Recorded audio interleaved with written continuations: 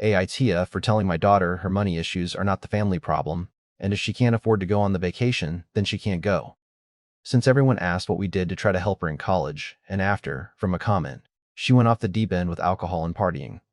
We did support her and tried to help her get back on track. We tried to get her to go to therapy or any counseling, but she refused. We paid for multiple tutoring and other help to try to get her back on track, but she wouldn't go to class. She lived at home for a few years after she got kicked out of college and helped her resumes and helped her get a job. She has a habit of being fired from her job after a few months. She left living with us at 25. Because we made a rule about not drinking in the home, because she would drink all the time and showed up to work drunk once. We tried to get her to go to AA meetings, but that was a failure. This is about my middle child, Kelly. Kelly is in her early 30s. Kelly made some bad decisions in college and had to drop out. So she was in debt with no degree to show for it. She has bounced around with low-paying jobs for a while. My other two kids finished school and have stable careers.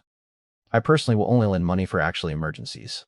The issue is my sister, the kid's aunt, has invited everyone in the family on a family vacation to a resort outside of the country. The deal is that you need to pay for your flight and food costs. Housing will be paid by my sister. Everyone is pretty excited for the trip, and it is going to take place at the end of this year around the holidays. My spouse and I have been saving a ton since we learned about the trip at the beginning of the year. My spouse and I just bought our tickets, which were around $1,000 each. I got a call from Kelly asking if I could pay for her ticket. I told her no, and I don't have the money. I thought that was the end of it. Kelly went on to call the rest of the family asking for money so she could go, the rest of my immediate family. They turned her down to pay. Kelly and I got into an argument after this. She called again asking for the money. I told her no, and it started an agreement. She told me it was unfair that she can't go on the family vacation and that I could make it work. I told her I can't. I would need to go into debt so that, no, I refused to take money out of our savings, that is for emergencies, and it went on for a while. In the end, I told her that her money issues is not the family's problem, and if she can't afford, she just can't go. She called me a jerk and claimed I'm not supporting her. I told her this isn't an emergency, it's vacation, and I'm not giving her money for vacation. AITA for telling a little girl that I'm not her dad? First of all, I'm using a throwaway account because this is very personal, and my regular account has too much personally identifiable information. I 31M used to date Jane 32F years ago. At one point, the question of what we wanted out of life came up. She wanted a family, I didn't, so we broke up on good terms and stayed friends. Sometime later, Jane ended up pregnant after a one-night stand with a guy at a party.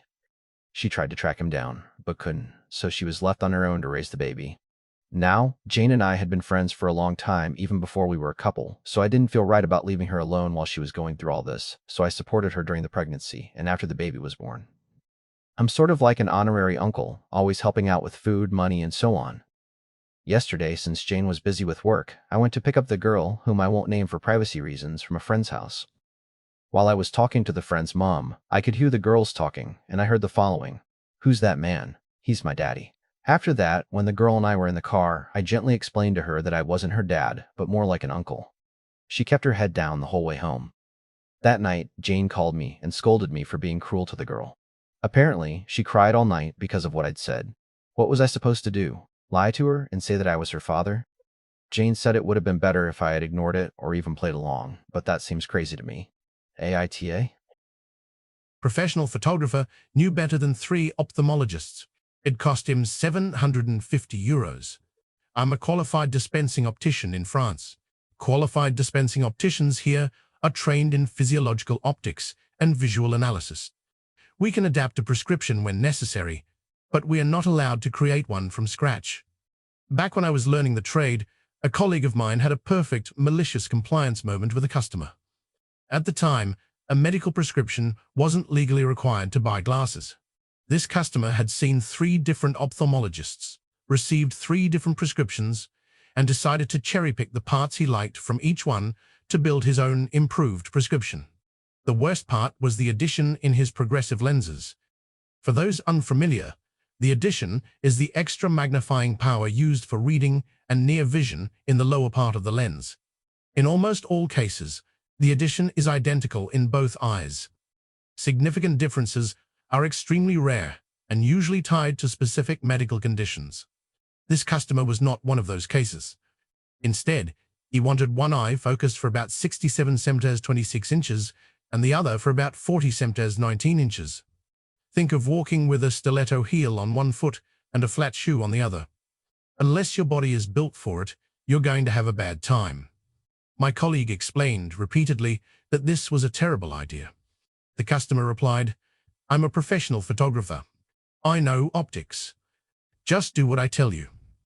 My colleague warned him that our satisfaction guarantee would not apply, strongly advised against it as part of his professional duty, and had him sign a document acknowledging all of it.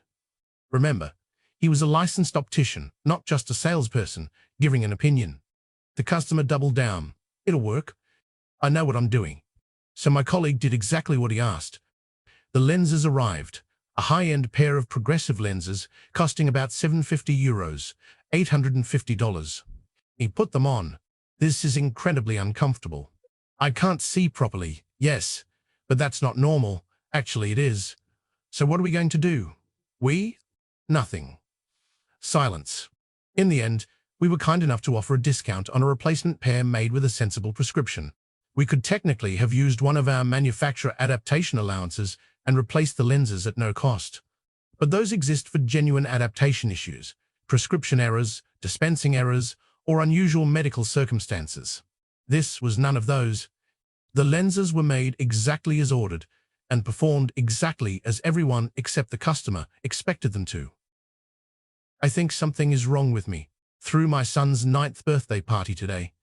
Like 20 people at the house, pizza, the whole thing. Kids running around, my wife's laughing with her sister, everyone's having a great time, and I'm standing in my own backyard, and I just wasn't there. Like physically, yeah. But I kept looking around thinking, is this it? Is this the thing? Good job. Good wife. Good house. 2 cars that start. My kids are healthy. I know how lucky I am. Trust me, I know. I don't know what I'm even looking for.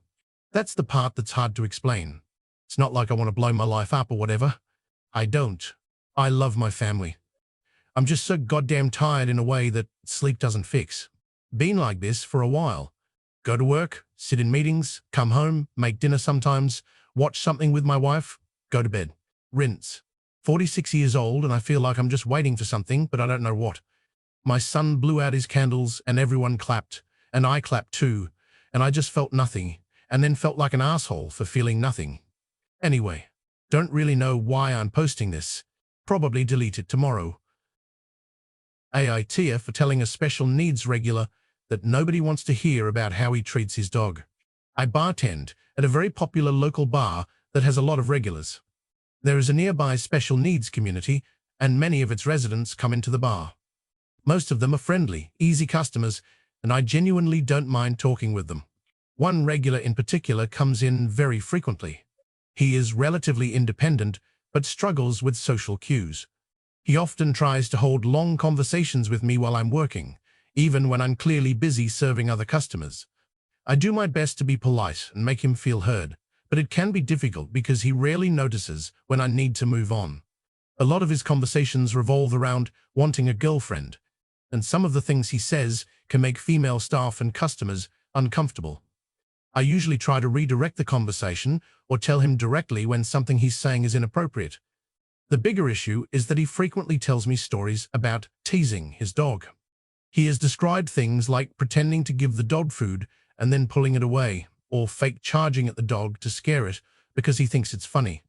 Whenever he brings this up, I tell him that I don't think it's okay and that it's not funny.